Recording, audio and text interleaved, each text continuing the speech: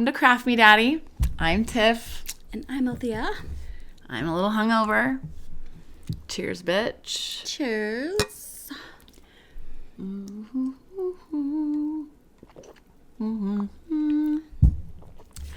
Right. So. Yes. Ew, God. That kind of was like the crispy my gosh. shrimp. I smell it. Is it delicious? Does it taste like... It smells like garlic, or not garlic, but like a spicy food with flavor. Are you hungrier now? No. Okay. Okay, what we're talking about today is not my burps. And we're not talking about my butthole. First, I'll go over the craft. So what we're going to do is I just printed out this picture. This isn't mine. I'm probably going to go to fucking hell for showing that. You probably couldn't even fucking see it. We have all this wire here. See? We got them wires printed here. it out. See? You might as well show it.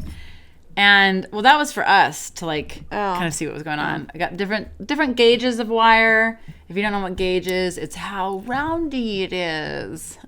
It's how plump it is. I actually didn't know that. Yeah, your gauge. So, when you get an earring and we get a piercing, a lot of people get pierced. Like, if you get, a nose piercing or, a libre, it's a 14 gauge. It's the size of the needle. And so when you're buying jewelry, you have to find 14 gauge jewelry. Same with a wire, even, an electrical wire.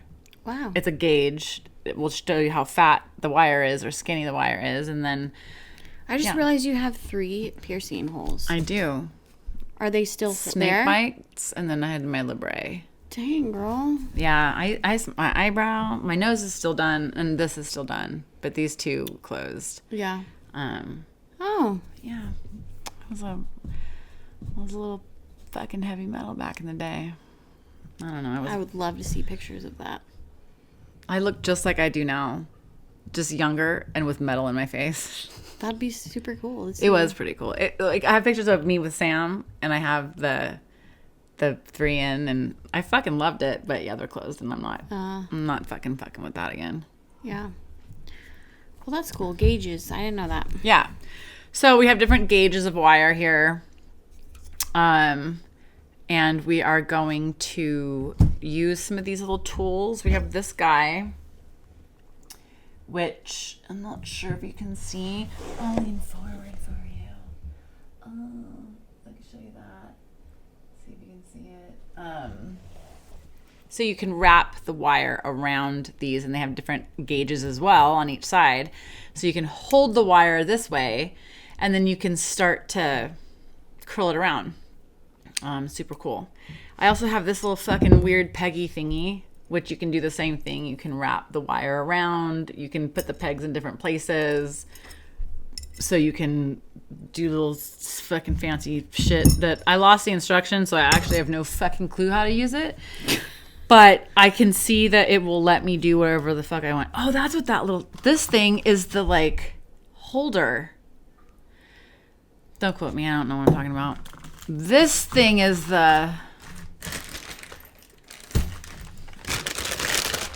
Oh, this is for the big circles, eh?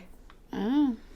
And you can just put in there, and then you can just try wrapping it around the daddy circle, and then this is to punish you every time you bite your nails. Oh my god. No, this is to do little baby ones. I have a super huge fear of stuff like that. So if you want to hear me scream super loud. No! I'm serious. So serious. But you can do little baby things here. So if you want to do something small, you can. And that can kind of set up the bottom of a crystal. So what we're going to do is crystal or stone wrapping. We're going to wrap some of these fucking rock things for those hippie bitches. And we're going to wrap them in copper so that they can absorb more energy into the whatever. And balance out your mineral content and your aura. I don't know. I'm just saying words now. But I'm into all that. I know. But I'm not a hippie. Well, whatever the word is that I'm looking for. Say for the witchy bitches. Witchy. Well, I guess hippie too. Hippie, witchy, witchy, hippie. Either way, we're wrapping crystals. See, that's so cool because I thought people literally just use their hands. You can. But it's But I would look at jewelry that had the spirals and I'd be like, they're so perfect. How the hell did they get them into those perfect circles? And they certainly don't. Now I know. They certainly didn't use their mouths to do it. I was like imagining like a tongue. You can tell I'm hungover because my jokes are hungover too.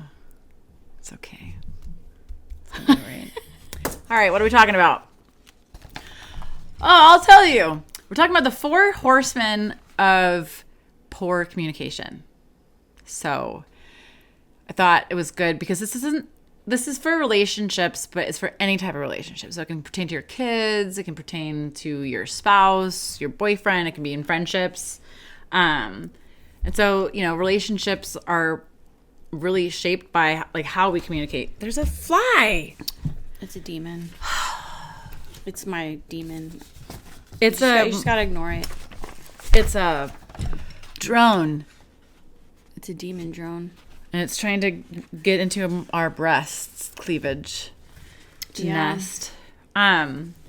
So like a lot of times the issues. Can I grab some stones? I'm sorry. Oh yeah. Sorry to interrupt you. I'll just go die now. Oh my gosh. Sorry. Many of the conflicts that people have and like the issues that people have in relationships aren't the conflict themselves, but rather how they're communicating it and how they're receiving it and giving it. And so John Gottman is a psychologist who studied relationships and couples, and he actually did like he observed like 3,000 couples or something like that, and he noticed that the successful ones didn't have these four things and the unsuccessful ones had these four things. And so they're the fourth horse. God, I'm hungover. Fuck. The four horsemen of poor communication is criticism, contempt. I'm trying to just memorize it. It's criticism, contempt, defensiveness, and stonewalling. And so we're going to go in order because they are in an order for a reason. Like number one is criticism. So the definition, for this purpose of criticism is that type of communication attacks a person's character instead of addressing specific behavior. So like the examples are, the house is a mess. And so instead of talking to your partner or your roommate or your kids and saying, I would really appreciate it if you helped me pick up the house more. Or, I feel like I'm, using I statements, right? I feel like I'm doing more of the work, and I could really use some more help. Or, expressing that the issue. The issue is that the house is not clean. Mm-hmm. But the criticism comes into play when the person is like, you're so fucking lazy. You don't fucking do anything around the house. Mm-hmm. But they do. They do something around the house, just now what you're doing is attacking their character, who they are. You're lazy as a whole. And it always has like all or nothing phrasing, always or never. And you never help. You are so selfish. You always do this. And that creates resentment and disconnection with the partner. So like that person doesn't feel close to you when you're completely attacking their character. Uh-huh. They feel unappreciated, probably attacked.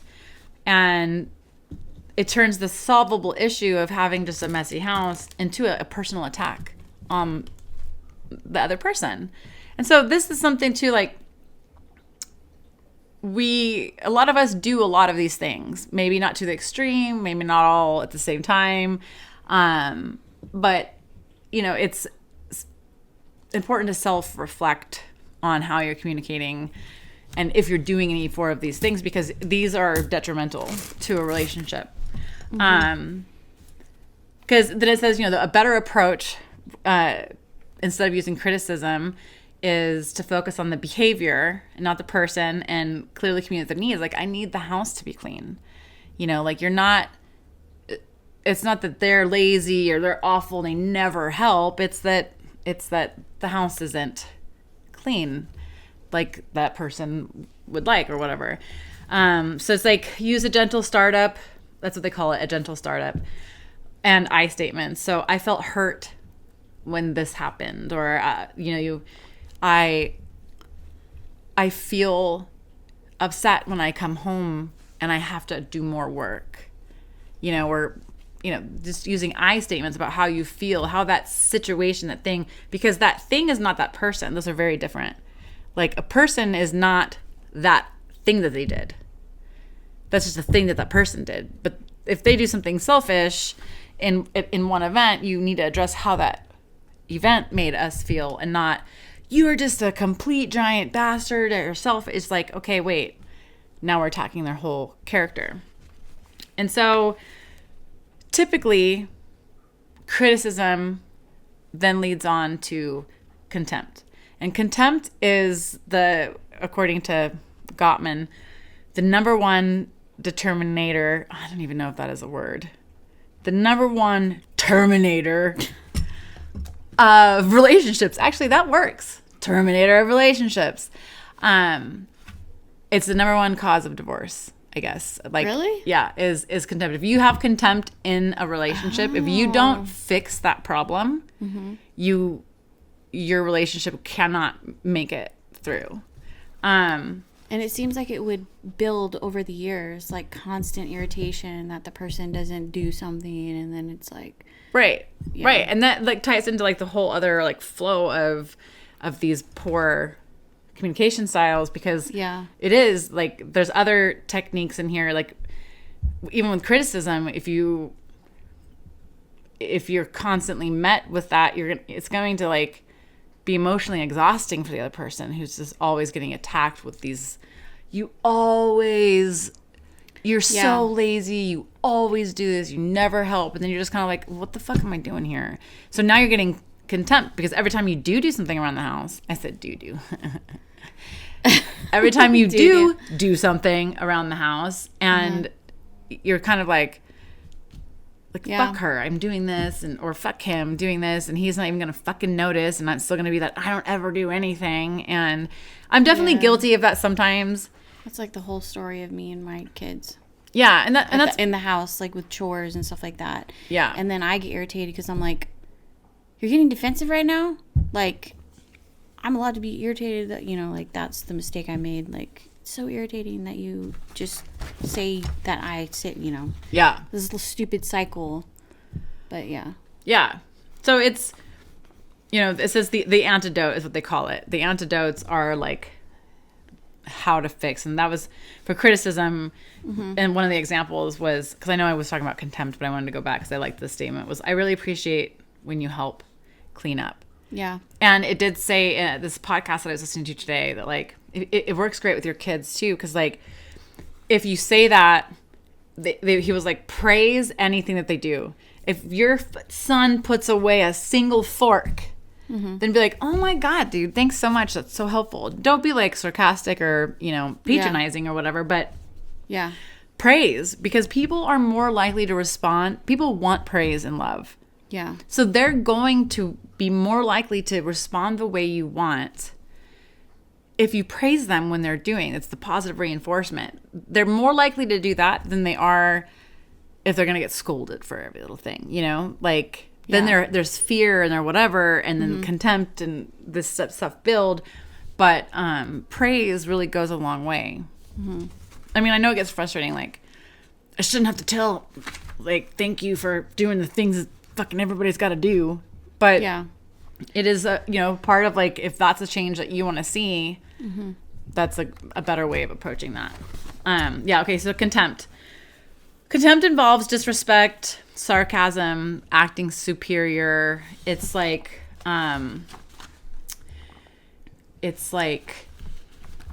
what's contempt, like, it's basically just being a dick. Eye rolling, mocking. Like, somebody says, like, well, your partner says, or your kids are like, I'd like to start paddleboarding, and then the partner, that's the contemptual, the communicatorization. They're like, oh my God, you I've said that a million times. Like, you're not going to do it. Or like, oh, sure, I'm sure you're going to do that this time. And eye roll. And it's like,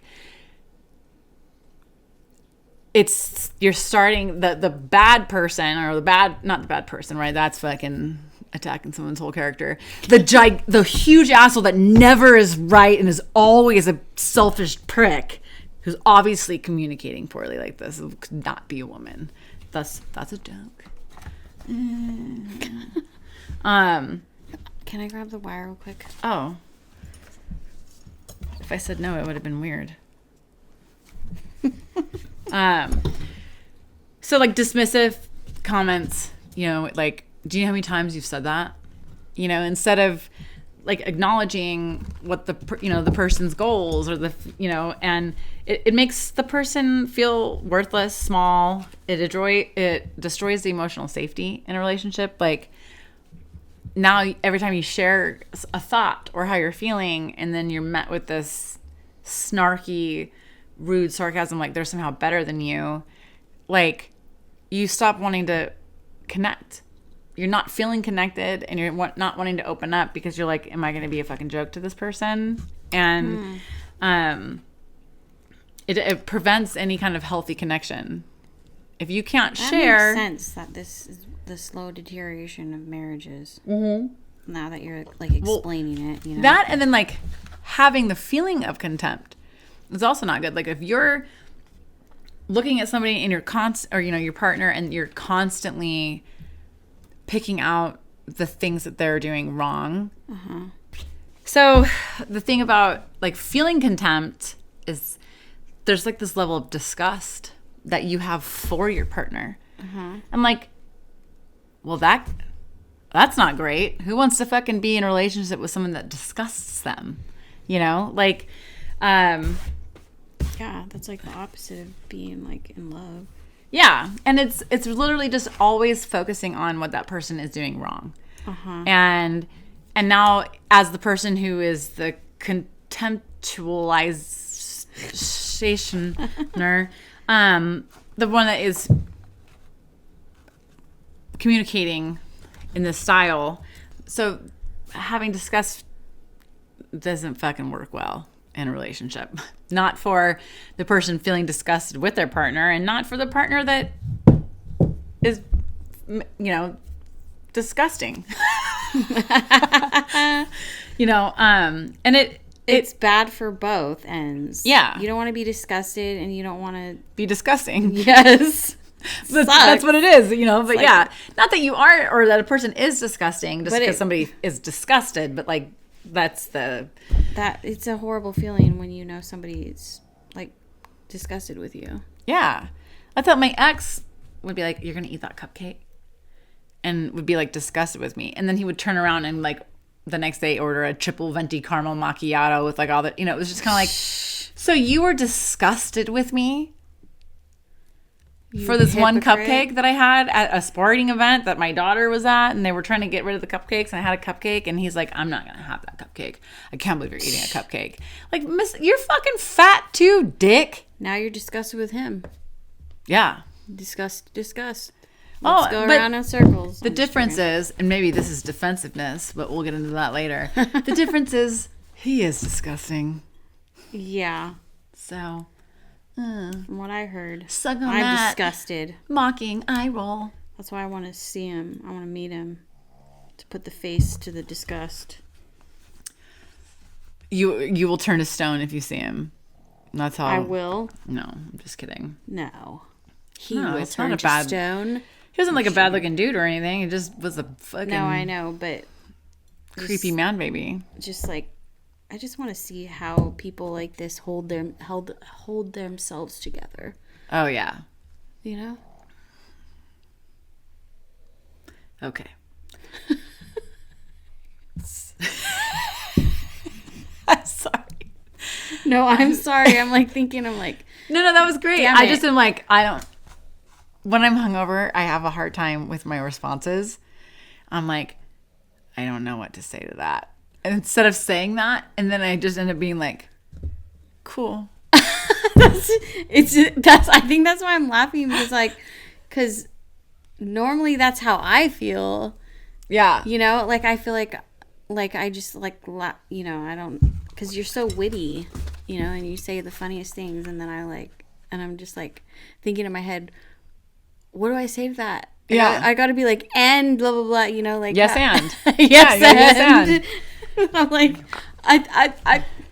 well, that's what I'm thinking in my head. Yeah. Up.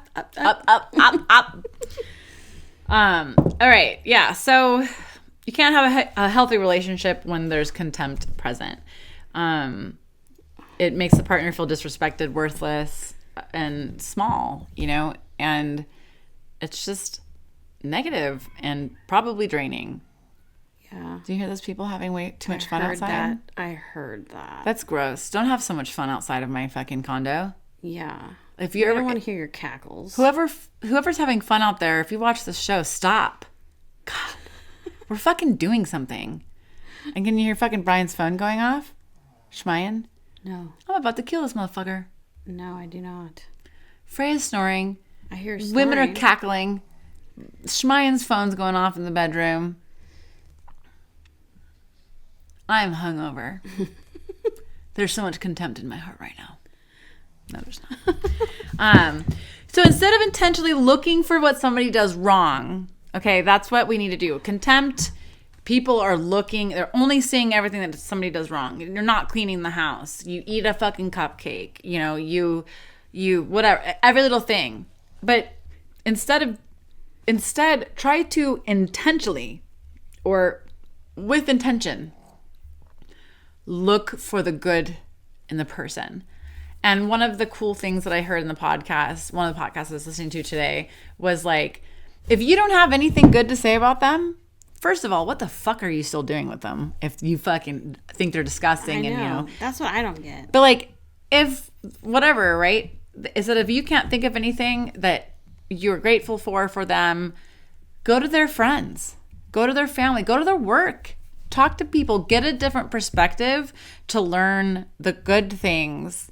Another podcast that I was listening to was saying that, like, you know, they had a gratitude journal, and I actually used to have one as well, where I would write 5 to 10 things every single day that I was grateful for. Mm-hmm. And it actually really helped me to like prolong a moment. Like if I'm hanging out with you and I'm like, man, I'm really appreciating this moment right now.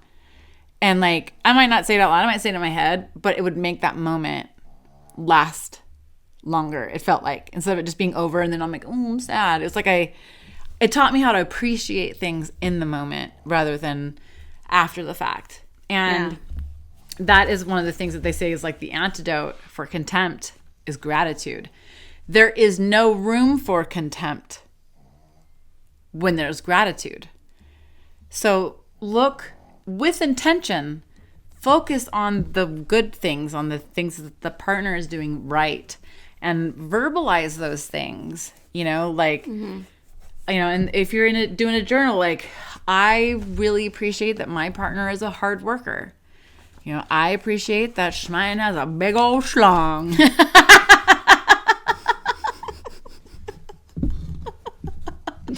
I write that in my gratitude journal every day. And then I doodle a picture of a dick. You doodle it. I don't.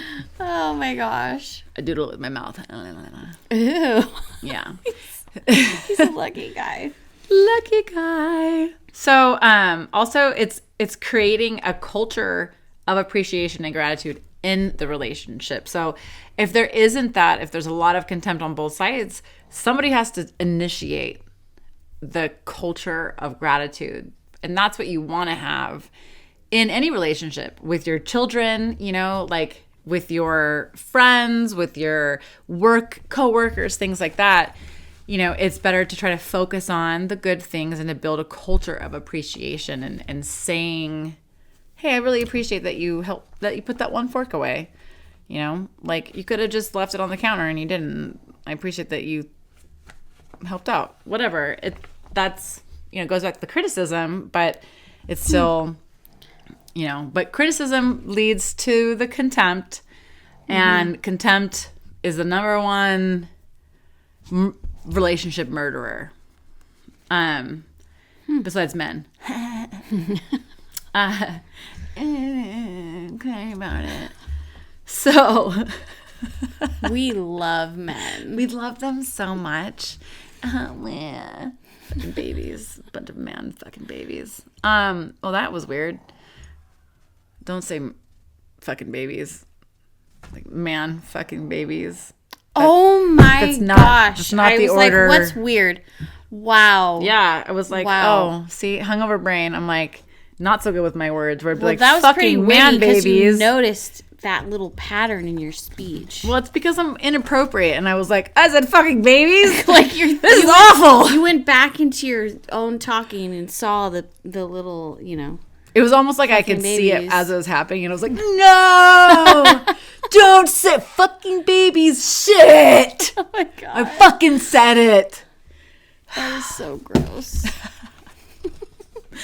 All right, so and then specific gratitude is going to be more beneficial and helpful than general gratitude. Like, oh, I'm grateful for the green grass, like I'm grateful for nature. Like, it should be like, I am grateful for the rocks in my front yard because I don't have to spend so much money on water. Or I am grateful that my partner has a big giant dick inside his pants that are black. The pants are black. Okay, that's actually not the way. That's not the kind of specific thing. I don't want to repeat what that sounded like. But what I'm saying is, like, you're not just like, I'm grateful that my partner is alive.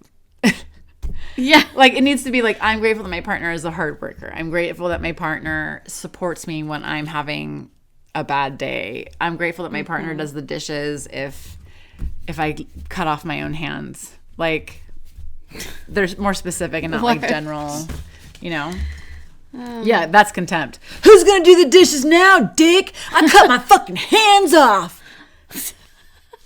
Just got nubs now. Ain't nobody doing the dishes. You're doing the dishes, bitch. That's it. That's exactly how that would happen. That's what it's like to date me. Oh, sorry. You're like, okay. What do I say to that? I have no idea.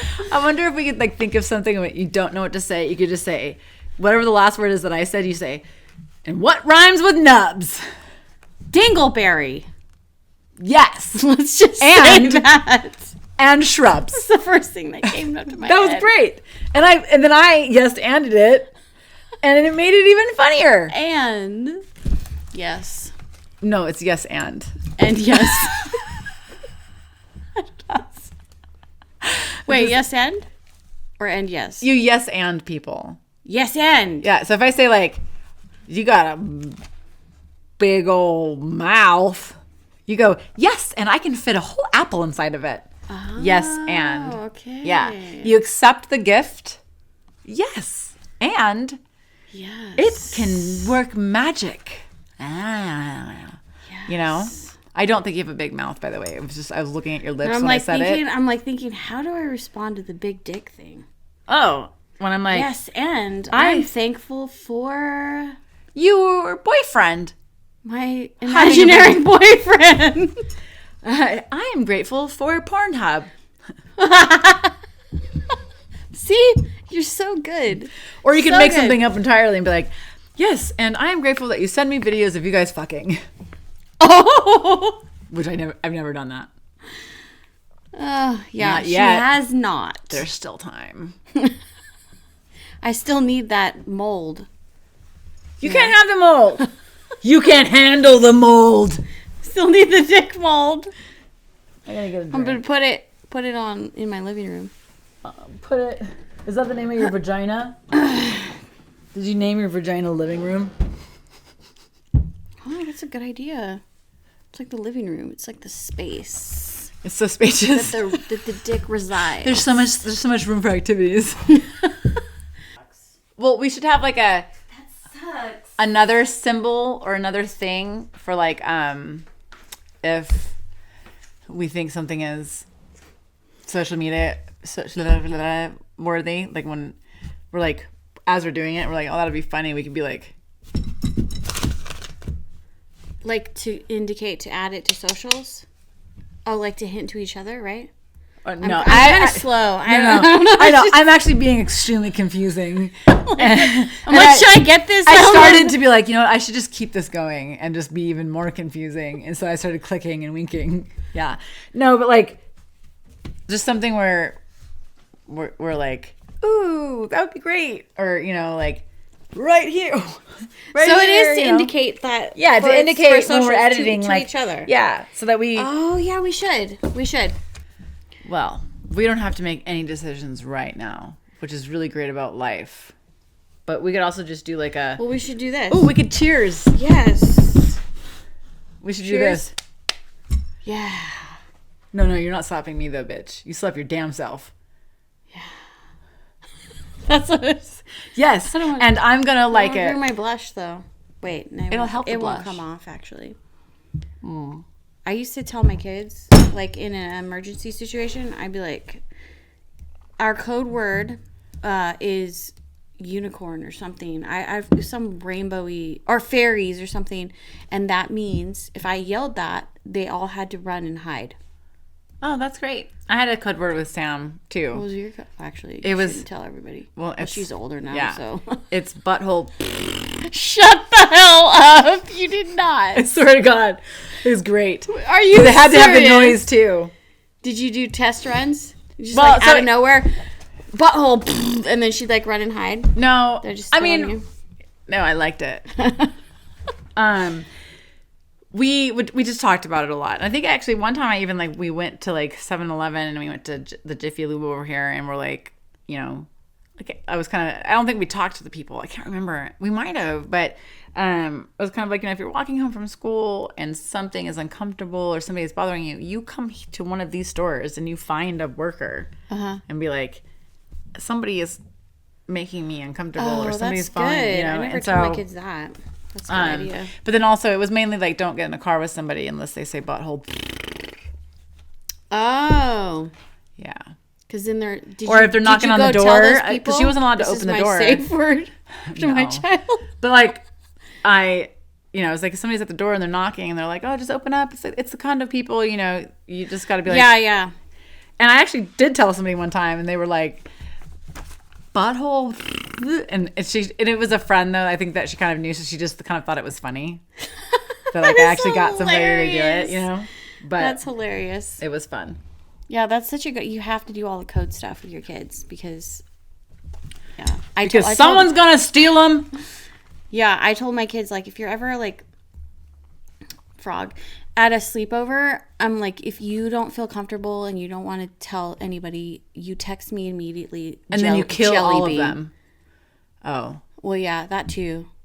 And don't be afraid to kill anybody. You're not going to go to jail for very long because you're a kid. Yeah, it's okay. Yeah. You're a kid. You annihilated the problem. Please don't follow me for relationship or parental advice. I think that's so funny. Butthole. How the heck did you come up with that? That's so funny. Well, that's what buttholes do. It was really easy. You're just so funny. And then you called the tooth Richard the Dick. Yeah. Oh my gosh. Mr. You must have been the funnest mom ever. That's what I think Sam thinks that. Well, and that's great. I mean, we definitely still like, you know, got into it, and there was still like, you need to do your chores and you need to go to bed, blah blah blah. But yeah, it was a good ass time. Yeah, you know, I love being a mom. That's why like when she moved to college, I was like, oh my god, what do I do? Yeah, I just love being a mom, and I want to just like hang out with her and go to her sports events. And oh my god, one time I was like filming her while she's on the court, and I'm like way up, and I'm like, you know, she like waves at me, and I like wave at her, and then she like turns back around, and she turns around, and I'm still filming her, and she just goes. And I was like, She never flipped me off before. She didn't cuss in Oh, front I of would me. laugh so hard. My daughter does that to me. I think I got it on video. I think it's so fucking hilarious. I laughed. I mean, I busted out laughing. It was fucking funny as hell. She's fucking funny. I can tell. She kind of reminds me of my youngest daughter. Yeah. Like her personality. And like, I crack up because my daughter is she does stuff like that to me all the time. She's so sassy, but it's like kind of like her, like how your love language is talking shit. That's her love language because she has a heart of gold, but she does shit like that to me all the time. And I'm like, I bust up. I'm like, that's so inappropriate. Yeah. But I can't help it. I'm just like laughing. I always would so remind hard. Sam, like, especially like when she was younger, like, hey, this is funny. But like, understand that other adults might be uncomfortable with a child making this type of joke around them. Yes. So like, it's not going to land the same until you're older. Yeah. But it's funny. You did a great job. Dude, I've had that speech with my kids so many times. I'm like, just because I'm howling laughing, you have to know that you cannot create this cannot be a habit, because if you do this in public and if you do it in front of, the other kids, they're going to be offended. They're going to tell their parents, and then, it's just a whole thing. It's a whole ass thing. Yep. Yeah. All right. Oh, sorry. God. I didn't smell anything that time. Good. It was. Yet. It smelled like something that sat out for too long that was wet. Gross. Like I got mildew in my guts. Like your cum on the table. Yeah. It looks wet. I know. It's just it's a trick cum. It's not real cum. It's like those trick poos. Anyways. Yeah. All right. So gratitude is more effective than contempt. Yeah.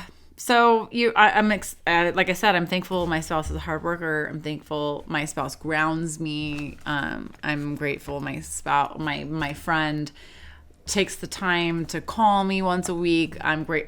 These are like specific things that you find. Oh, you burped.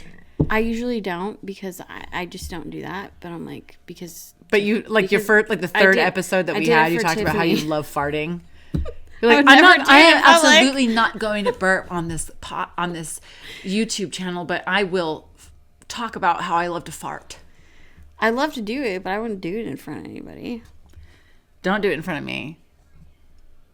I will contempt you. I will definitely fart in front of you. I will be like, you'll contempt me.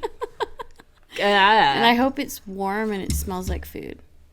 Well, I hope it smells like food too, but not food that's ran through your digestive system. That's how I feel about burps. That's why I get traumatized. It's only halfway down. I'm breathing in your food. It's atomized food. I guess the acidity makes it better, because it went through some acidity. Yeah, it's like adding a lime to something. Mm-hmm. It's like taking a fucking tequila shot and then chasing it with. Anyways. Yeah. Okay. So the third horseman. For the distraction. The third horseman. The third horseman. Horseman. What the fuck am I doing? Anyways, is defensiveness. So relatable. Defensiveness is the tendency to defend yourself rather than take responsibility for your actions. And this is a pattern that we develop from childhood. So when our parents are like, you never do any, you didn't do the dishes. And then you're like, I had to do this and that. It's your fault and you were being mean. And so I didn't want to help her. Like, it's always like this deflect, right? And then you start to kind of develop that pattern of like, I have to defend myself to the people that I love to receive love. Oh. And that's not the only reason why people are that way, right? But it is something that is typically learned in our childhood. Mm-hmm. And it's, what people do if they feel attacked or blamed. It's a natural response. And, so it's super unhealthy in a relationship of any kind with your kids, with, whatever. But it's something that's natural. Because people naturally want to defend themselves or whatever. So it's important that people self-reflect, Yeah. So it usually appears in response to criticism or contempt. And it's kind of like, but it also can be kind of gaslighty. Like, you're overreacting, or I only did that because you did it first. Or, you know, I wouldn't have had to do that if you would have just made this decision. And it's like, you're totally not taking responsibility. And it causes issues to get like pushed under the rug, because if you're saying like, hey, you know, you're the person communicating like, hey, I'd like to tell you something, you know, that I've been feeling. Like, I kind of feel, I feel hurt when you don't text me back after 4 days. And they're like, you're overreacting. Then you start to feel like attacked. You start to feel like you're actually being attacked, and that you don't want to open up to that person anymore. You don't want to bring up the issues, which is super important in a relationship, because now you're too afraid, because you're going to be, oh, you're overreacting. No, this is your fault. And so people start to just sweep things under the rug, until everything just fucking blows up. And so, yeah, it's when someone becomes defensive, the other person can feel unheard, invalidated, dismissed, and they don't feel safe to communicate.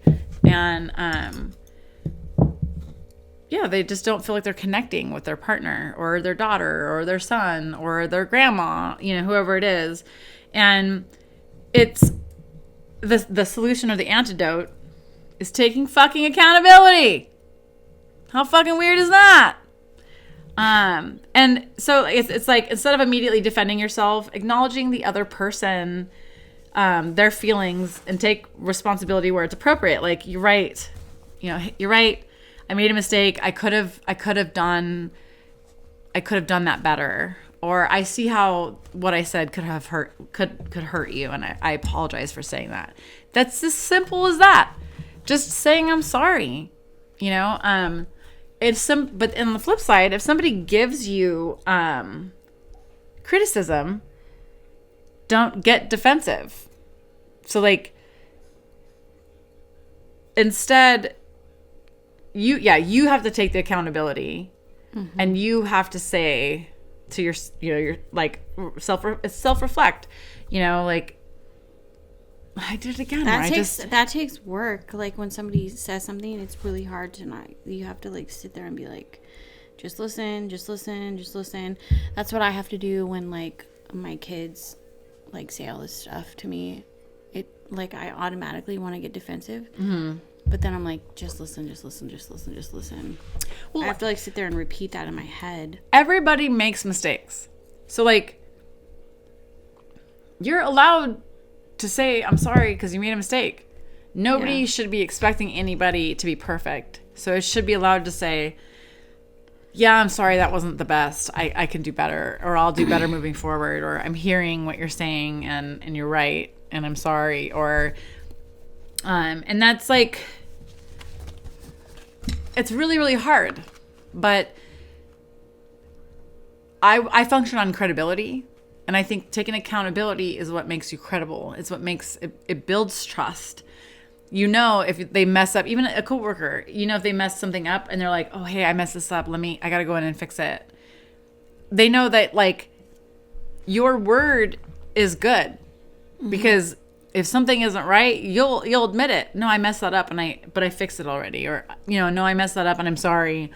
Or, hey, I messed this up and I need help. So that, you know, your credibility is, you know, and my respect for somebody that does that is higher because they've done that. And yeah, I think that was like where one of it was receiving. Yeah, people need to be better at receiving criticism. Like, yeah, we need to, it's not this bad thing. It's just, hey, we're humans. We are going to make mistakes. So like, we need to be better at receiving criticism.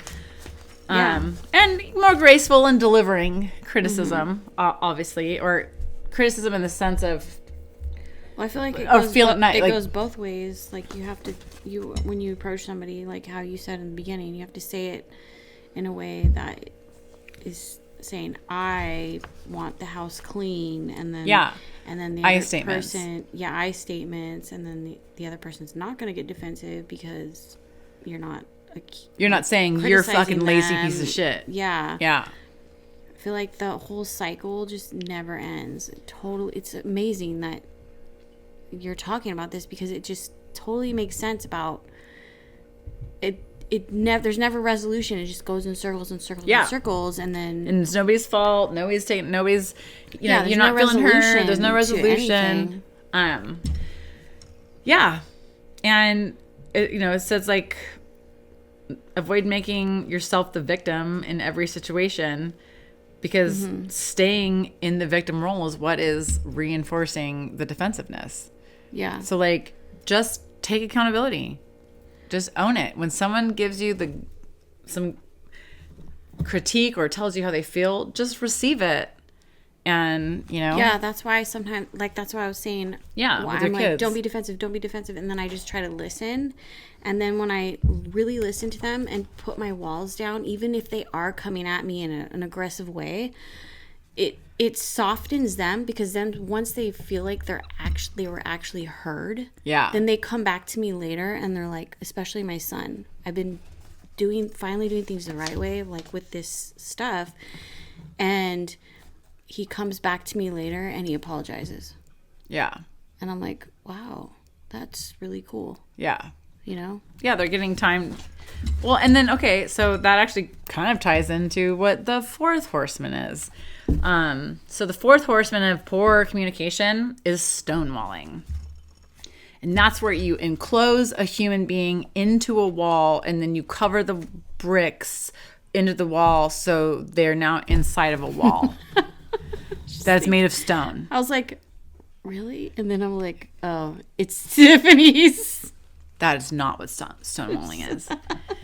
Stonewalling is when you throw a stone wall at somebody's whole body and they get severely injured but don't die. It's also not that. I'm sorry. Stonewalling is withdrawing from communication instead of engaging in the conversation. I don't even know what that...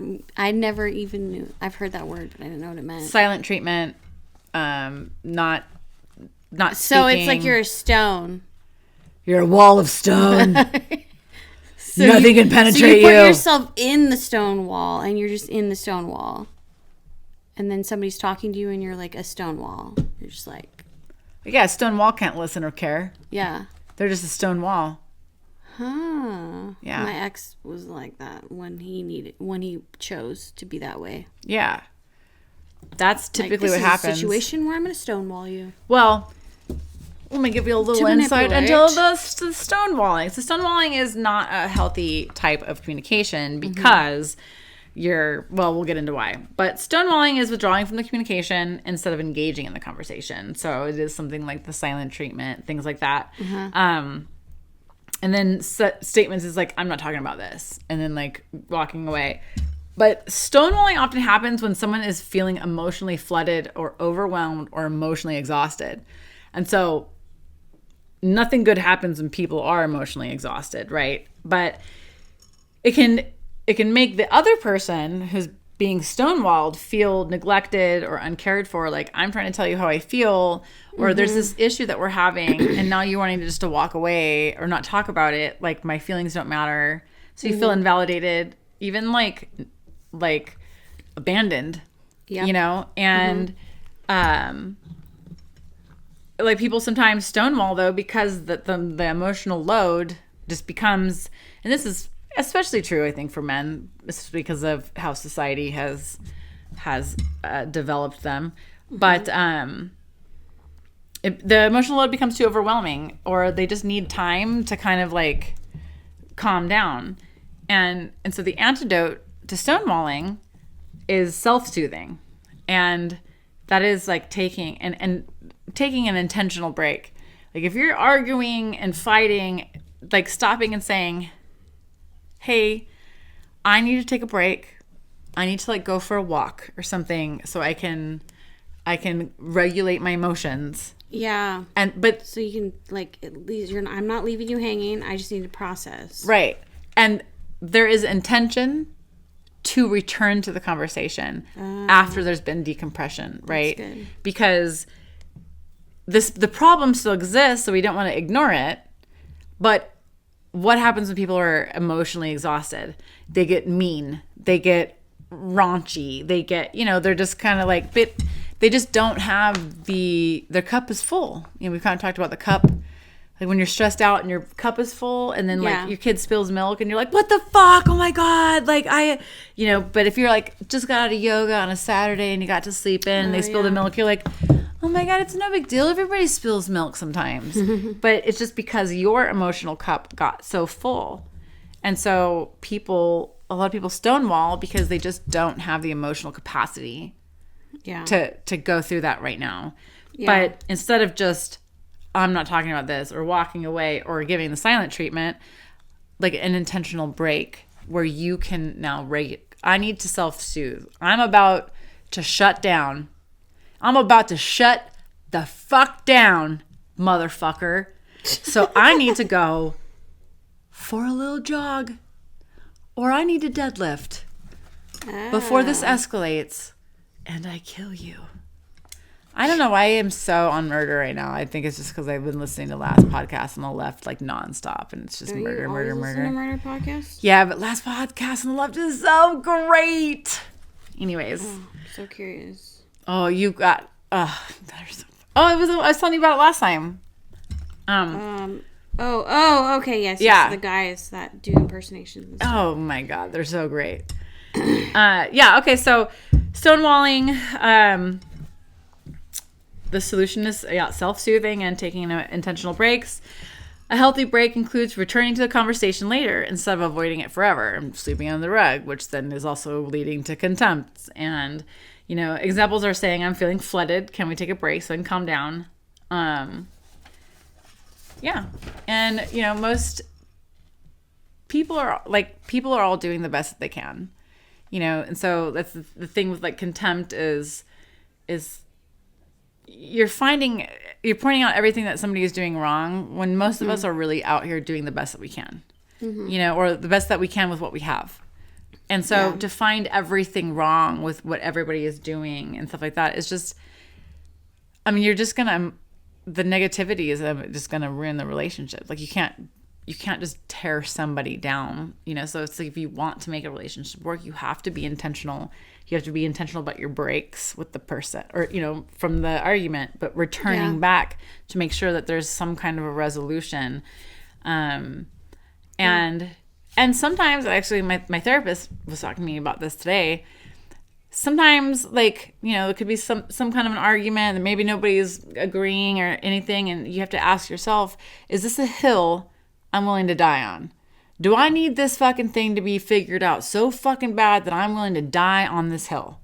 And if not, then you can maybe move on. Or you think, what do I actually need this conversation for? What do I need the house to be tidier for? Is it because I'm needing something? I'm feeling anxious when the house isn't tidy? And so, or am I not feeling connected? So I want to fight with my partner because maybe I'm not feeling connection and I'm bringing up this issue because I'm trying to connect. Is there another way I can connect with them? Is this thing actually that important? Or can I just maybe say, can we cuddle? Or tell me what your favorite color is. Yeah, I don't fucking know because I'm not great. But those are two things that we gotta again, we need to be more introspective and self-aware and be like, do we need to keep going down? Is it super important? This because I asked Shmayan something and he said, I didn't want to talk about it. I don't want to talk about it. And I was like I was shocked. I was like, what? And so my therapist was like, well, what is that information? First of all, she's like, you need to trust that he'll give you the information that's important for you to know. And he, but also why is it important? Are you willing to die on that hill and be mad at him because he doesn't want to tell you or be and I was like, I just kind of felt like I wanted to connect. And he just kind of was like, no. And the perspective that I didn't think was I didn't look inward enough to be like, what am I needing right now with this question? Because what really matters is how the relationship is going right now. Yeah. And things are going really well. And so if I need connection, I need to maybe I could find another way to feel more connected with him instead of, so why'd you and your ex break up? And yeah, I was like, that's really good. It was solid perspective. Because it could be something that, like you shouldn't expect something from him at that moment. Like, is it something that you're not being invalidated for, that there needs to be resolution for? Yeah. And I mean, we didn't have an argument about it. I want to make that very clear. We were not arguing about this. It was just that, like, I asked this question and he said that, and it was just like, what? Why? And it threw me off, and it kind of made me feel like maybe he didn't trust me to open up. And here I am trying to open up, which is not so much trust as like connection. Like, I'm trying to connect, and I kind of felt like maybe he wasn't concerned about it, and then it made me worry a little bit. But not so much that like it was an issue. Yeah, it definitely wasn't an issue, because then I especially talked about today, and it was kind of like, oh, okay. No, it's not a hill I'm willing to die on. Like, we're having a really great relationship, and that's really good. Your therapist sounds so good. Like, she has like the best way to look at things, Yeah, she does. And for me, perspective is key, and I love that. Is this a hill I'm willing to die on? Like, yeah, that's interesting. Like, pretend your kids too. Like, are we gonna throw a fit and fucking get all pissed because what? Because they didn't do the dishes? Like, is this a hill we're willing to die on? Like, is there another way that we can get the same exact point across? I don't know. But, yeah, no, that's good. So, communication, in summary, right? I think I actually have a summary that I wrote up. Oh, where you go? Where you at?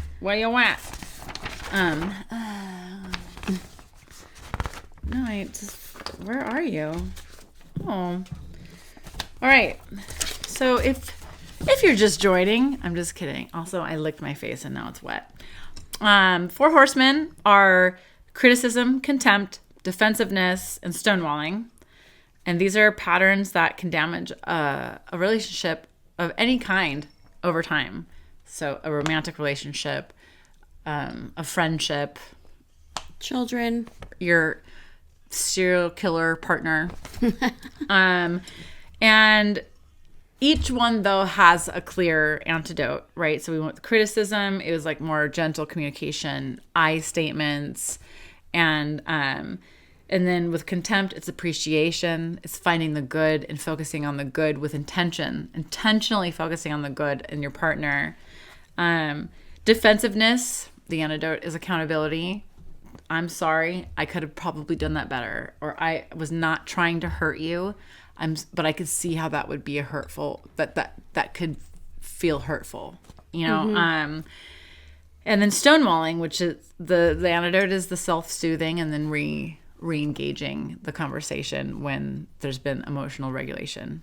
And like, you have a healthier, longer, more connected relationship with a partner when you have the self-awareness to identify, like, oh, I'm getting defensive. What can I do right now to stop? And, or,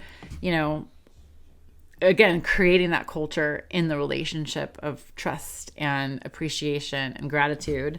Mm-hmm. And the ultimate goal is that you want to be in a relationship where there is a mutual respect.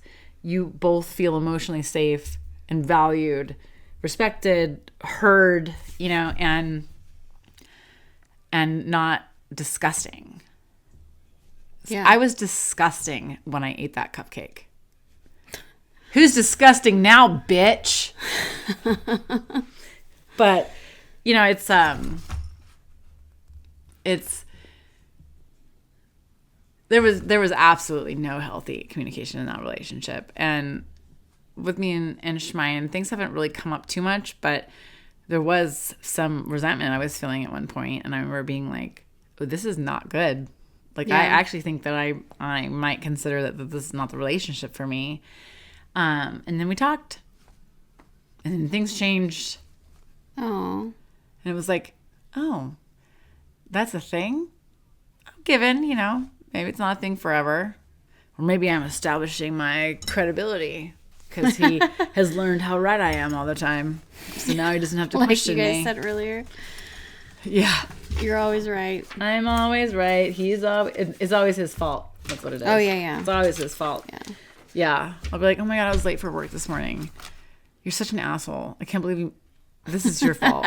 And it like quite literally has nothing to do with him at all. And he's so chill. He's just like, yeah, it's my fault. Well, yeah, because he's actually been yes-anding with me too now. Actually, what's been kind of funny lately is I'll say like, oh, all those little rats, we're at the zoo today, and all those little rats. And he's like, actually, they're a marsupial. And I'm like, I was fucking kidding. It was a fucking joke. Oh my God. Okay, like I know they're not all rats. All right, I was being speciesist.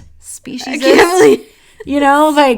Like I now have to explain the joke, and now it's not as funny, but it was actually funny. That's why I said it. I think clearly. That's what I do to you too. Sometimes I'm like all literal, and you're like making a joke, and I'm like. But I like literal humor, but yeah, like if I'm saying something that's an obvious generalization that's funny, I'm not saying, "Hey, argue with me." I'm saying, I'm not being Let's serious. ride this train. Let's ride this train. Come on, ride the train. And ride it. Come on, ride the train. It's a choo-choo train. I had this thought. Anyways, that's fucking all I have to say about communication. I don't really feel like communicating anymore about communication. That was so good. I didn't know there was a name, the Four Horsemen, but when you were explaining all that stuff, I was imagining all the situations, all the relationships that those patterns have been. And recently, like, I've been on my own, just trying to figure out the best way to communicate with my children, specifically because a lot of that has, been in my relation, my ex too. He stonewalled me and all, but he did it for manipulation. But it could be both too. Yeah. I liked your perspective saying that, like, sometimes it's just it's an overload or whatever. Mine just didn't want to deal with the issue, but it's avoiding accountability. Yeah, and that's what he did all the time because it was never about taking accountability. But like lately with my son, it's all about the way I talk to him and the gratitude and all that stuff. Is huge. And he's a totally different person when I talk to him the right way. Yeah, well, that's the thing, right? So, like we said, people want to feel loved and appreciated. And so when there is praise and there is, and you feel heard and you feel like you're being respected, you're going to respond to that much better than, you're fucking lazy. You're selfish. You need to clean the house. You just think about yourself, not anybody else and how much time, and I've definitely been guilty of that. I think we've all done it because it's like a reaction, It's hard not to do that, but all of those things can be a natural reaction to things, and I think that's what's important about learning about these things is like, oh, now that I know that these are destructive to any relationship that I have, I can try to work on how I am giving and receiving messages, via, if that's the conversation. If somebody is saying something to you, that's like a message that they're giving you, So like how we receive and how we give messages is really key to any relationship. Again, we're establishing a supplier vendor relationship in the workplace it's all business, but you have to be mindful of how you are listening and how you are speaking and how you are writing. And there's this communication is. Yeah, you could even use it as a boss when you're trying to get your employees to do a better job. Yeah. If you just sit there and be like, you're doing a shitty job, you need to do this and this and that. I remember one time I worked at Starbucks like years ago. And I totally like reacted to this customer because they were just this nasty customer. And I like gave a bad response, and then they went and complained about me. Yeah. And the owner or the manager came up to me, and I was like, oh fuck, like she's just gonna like, she's gonna rail me out. One. Yeah. Oh, wait, that's not the word. Rail me out. Wait, she didn't. She's just gonna ream me another one. Yeah. How do you say it? Or whatever. But she didn't. She actually uplifted me and made me want to be. She's like, I don't even remember how she did it. She's like, I get it. Customers are rude or whatever. She's like, but we have to put ourselves in a position. Actually, I don't know if that aligns with what you're talking about. But No, she keep it did going. not Yeah, criticize no, it did. me. She didn't do what I expected her to do. Yeah. Because I was in the wrong. She made me feel like better Yeah. about myself and like And you're yeah, awesome. yeah, I can do this. You're awesome, and we all make mistakes. We all like freaking react to customers, but as our job, we're supposed to do make them right. yeah, make them right or whatever, and just be nice. Make and those stupid just cocksuckers take it in the right. asshole and Bend you just over gotta and bend take over. it. You smile and you nod, and you let the man have it. Yeah. What you been doing Fucking. with your armpit? Your arm? Yeah, he puts his wiener right there. Oh, really? Yeah, it's the really choo-choo train. Choo train. Full circle. Come on, ride the train. It's a choo train. Yeah. Oh, Or like my you're goodness. punching a And then you get some a 9-year-old. lubrication in there, or some like Spit on it. grinding. Haktua. Spit on that thing. That's actually perfect. Yeah, 'Cause you it- could like lubricate while it's like a it's real train. extremely difficult lubrication. to spit on your own armpit. Really? Yeah. Well, the dick would rub it in, as it's going in. You actually have to spit on the dick. And then it goes to your armpit. Because, no, it'd be weird. No, it looks like a good. No, if you miss, you're just going to spit on everything else. You're just The dick's spitting on gonna stuff. be there. The dick's gonna be there. Yeah, you spit on the dick, and then the dick does okay. the job. Or you sit in a sauna, and then it's just super sweaty. How do you come up with this stuff? Well, I was thinking of how else it would be wet down there. What if in your armpit? What if you put it in your mouth and then you put it right there? What if you put it in your armpit and then you put it in your mouth? It's like ass Oh, to so you mouth, get but to it's taste your armpit to own mouth. armpit? It's literally still ATM, which is ass to mouth. Actually, ATM, ass to mouth, which is like out of the butt into the mouth. But Is that a real word, or did you just make it that up? that is an acronym. ATM, Out of the mouth. ATM, ass to mouth. No, that's ass to mouth. not a thing I made up. I wish. That's brilliant.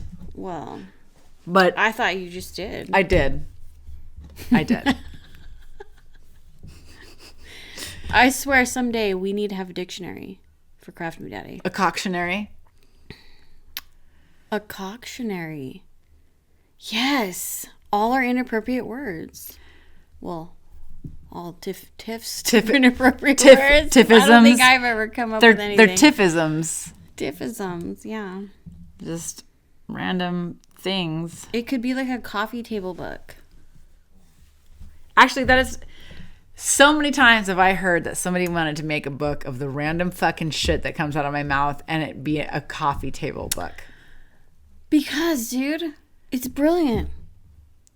It's just When you're sitting right. on the toilet, you need something to read. You have a coffee table in and your you bathroom. can sit there and giggle about, while you're taking a poo. Why are you pooing in your living room where your coffee table's supposed to be?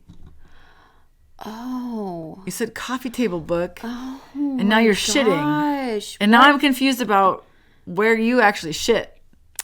Oh, that I don't even know how that all happened. I don't know. How you shit in your living room? You don't know how that my happened? brain, separated the two rooms. Oh, so now I I just feel like imagined myself on the toilet reading a book. reading, But then I called it a coffee reading table. my book. Yes, but Do you think it's what's shitty? the book that you read? Isn't a coffee table book like the short books that you just sit at the toilet with though? Isn't that what a coffee table book is? Why wouldn't they just call it a baño book? Baño? What's a baño? A bathroom in Spanish. El baño. Oh, I didn't know that. Necesito el baño. Oh. Wow. Isn't that what a coffee table book is, though? Something you read on the toilet? That is, I don't know. But I don't like the fucking logic of that at all. It makes no sense to me. The coffee table, which is in your living room, which I don't have a coffee table, but the coffee table, you're not going to put that in your bathroom. Yeah, there should be a different word. Or we're actually outing ourselves about how much money we don't make because we don't have a fucking bathroom big enough for a fucking coffee table. But anyways, if you want to read my book while you're pooping, that's okay. Because that's the kind of book because you know you're not sitting there for that long, so you want to look at something shorter. I think that's why they call it coffee table. Actually, I can't. I don't know. Yeah, I'm probably wrong. I fully believe you, but I'm just baffled at how they would call something a coffee table book. But I could be totally wrong, though. I keep thinking of this Seinfeld show where Kramer creates a coffee table book. Yeah. And he makes it into a little table. And then I think I'm mixing up some other show where they call it that and they're reading the book on the toilet. So, I don't know. My memory's not great, so. Well, I don't know. Whatever. I was trying to think of a clever name for a poop, a toilet book. A toilet book. Yeah, I don't think there's a name for it. That's why a maybe baño. it is a coffee table A baño book. Yes, a baño book. Fucking baño book. Okay. Yeah, that's way better. A baño book. What is reading? Do you have a book at your table in your bathroom, just in case you're taking a long shit? And you need something to read. Ever take a long shit? You don't. I don't even have a butthole. It's not fun. You do have a butthole. You love buttholes. There's not a butthole there. That's why I love them so much. I'm fascinated by all these people that have them, and I don't have one. So I don't fart or poop. How do you poop? So I don't. Does that mean you don't eat? No, it means I eat. I absorb all of the nutrients. You're an alien, aren't you? Yeah. I have a friend that one thing she really wants in life is to be abducted by aliens and to be probed at. She wants that. Have you thought about finding new friends? She's like one of my bestest friends. Like, oh, I have this one friend that, like, you know, she wants to be abducted by aliens, and, like, this is for real. She really does. All right. I love her. She's so weird. She sends me, like, the weirdest videos. It just makes me crack up. What? Name one type of video that she sent you. Oh, I can't even say it on into the world. Oh. It's like weird stuff. Oh, it was like so like, oh yeah. It was like an alien probing itself and being like, I don't understand why the humans don't like this. I think it's like, I don't understand why white males love this so much. I think it's like, okay, I'll give you one example. Okay. Like midget strippers. They're called little people now. Okay, I'm sorry. See, I knew it. Yeah. That's why I actually made a shirt one time because I like the word midget. It doesn't matter if you like it I or not. know. It's just not the right word. But I don't know. I think I like the way that word. But and then somebody told me one time, like, they're like, that's actually offensive. Yeah. So I changed because I made my sister, because we love little people. Thank you. We're like obsessed with little people, me and my sister, and my mom too. Or I don't know if she's. Have you ever thought about how weird it would be to say that you were obsessed with black people? I'm obsessed with black people. They would love it. I mean, I'm just saying that, like, when you flip the switches, it seems like, wow, what am I saying? You know? But anyways, all right. True, so you're obsessed with obsessed with little people. It's just because I don't know why. I'm obsessed with little things and huge things, you know, nothing in between. But so we're like super into little people, and my friend knows this about me and my sister. Mm-hmm. So she sends us weird videos of little people. I mean, we're not making fun of them. We like genuinely love them. So there's this little they're actual little people. person. Yes, So, there could be a real fucking piece of shit little person. Well, so you can't just say I genuinely love them when it is basically based on the person. Well, just the fact that they're little, I just want to hang out with them. I just want to have one. I just want to have one. I want to have one as a friend. I'm gonna name it Frank.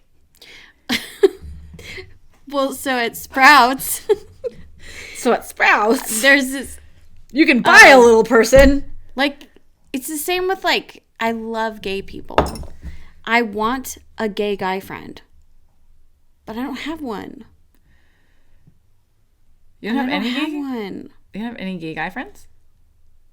Well, you know who I really love so much is from NXBT. Yeah. I love him so much. But, like, well, I mean, I don't have time for friends. Only just, like, a handful. But it's the same with little people. Like, I want a little people friend. So, at Sprouts, there's a little person that works there now. Yeah. And I told my sister, I'm like, Shlily, how do you say? Shlily works with a little person now. They just hired a little person. And I'm like, tell her to invite him over for dinner and I'll come. Skeet. What kind of interested are you in these little people, huh? I'll bet you he's going to be fucking stoked. He's a cool dude. He's a cool little dude. I see him all the time. He's a cool little dude. Wow. He's average size. He doesn't look me in the eye, though. I try to, like, look him in the eye. Because he can't. It hurts his neck to look up that high. No, that's offensive.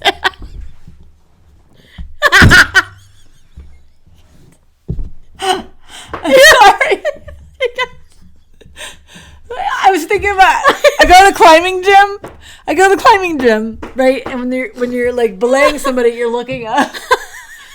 And like even like just making out with my boyfriend who's like 6 to 8 inches taller than me, like always being like this. And I'm like, can we kiss? Can we kiss differently? Because my neck hurts. Oh my god, that is hilarious. Oh god. And so you wonder why he fucking doesn't want to look up at you. He's got to look up at people all day fucking long, dude. It's too hard for him to look His fucking C-spine is inflamed. Give the guy a break. So funny. Oh my goodness. Well, I don't think he's ever going to want to be my friend. We never meet. I made my sister a shirt that has a little person that's buff and it's lifting weights. And at first I said I love midgets because I didn't right. think, I weren't aware at the time of the. And then this guy told me, because I was like, yeah, like I'm gonna make my sister this for her birthday because we love midgets, and he's like, maybe you should change it to like I love little people. And you're like, why would I do that? Yeah, why? And so I did actually. I changed it. Yeah, good for you. I never ended up making it for my sister because I got busy. And, it wasn't as fun. It wasn't as funny that it said little people on it. Yeah. Especially because both of you guys have like 5 kids. Yeah. And you're like, little people to us means children, and I actually just hate them right now. There's too many little people. I can't get this right. But she did the jewelry cool. She did the jewelry cool as hell, and we're following her. And I don't know who she is. I can't credit her, and that's fine for now. Well, whoever she was on the top of the charts. She paid for the Google search to recommend her. Poser. Do you know what a poser is? Yeah. Okay. I just wasn't sure because you're all like sheltered. How dare. I mean, I'm not wrong. I'm not anymore. I've been blossomed into the world. Yes. But that doesn't mean that there still might not be some things that you're... I actually don't know a lot of things. That's weird. There's a lot of things I don't know. I think there's very few things that I don't know. Wait. My brain. There's very few things that I don't know. You don't Meaning I know know. everything, and that's impossible. Actually. Okay. I wanted to make sure you weren't saying that in reverse. Wisdom is the more you learn you don't know. Because the more you learn about the world, the more you realize how much world there is. Yeah, exactly. You know? So why are you saying that you know so much? Because I was joking. It was a joke. No, you weren't.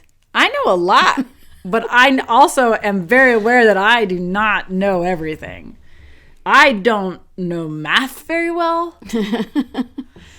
And I need to know what you don't know. I don't know how to speak Arabic. Wow. Or literally any other language but English. I just thought it would sound cooler if I specified one. Of. Do you know Chinese? No, I don't know how to speak any other language but English. Yeah, I followed with that. Okay. Yeah. So if Arabic we're out of all the other languages. I mean, it started with an A. Oh, yeah. I was alphabetically going down the list in my brain. When in doubt, alphabetical it out. Yeah. So if I say like alphabetical it out. I've been making up words. My hungover brain, it don't even know, dog. That is beautiful. It's adorable. Yes. Check me out, motherfuckers. Look at this guy. What's up?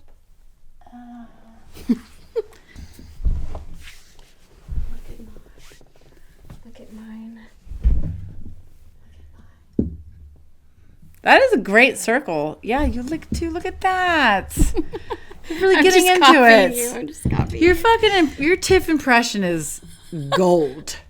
Really good. Mwah. Huh. So, yeah, mine is like one of those green crystals. It's called hermaphrodite. No, it's not. Shut up.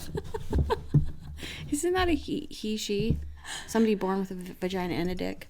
It doesn't mean that it's a he, she, but it means that they are born with both. Okay, so they have both parts. Genitalia, yeah. Yeah. So what made you think of that? Well, because the rocks always end in "ite." Oh, okay. And it was just the first "ite" that came to my brain. And we were talking about pugs that are hermaphrodites yesterday at volleyball. Oh, wow. Yeah. They have pugs like that too? Mm-hmm. Yeah. No way. Oh, yeah. I'm sure every species has. You just leave them? No, you sell them to China and they make soup. You don't say, you need to decide. Yeah. And then what bathroom are you going to use? Are you going to use the girl grass patch or the boy grass patch? We need to deal with this. You need to choose. No. I don't even know what a dog's vagina looks like. But Freya. Let's look.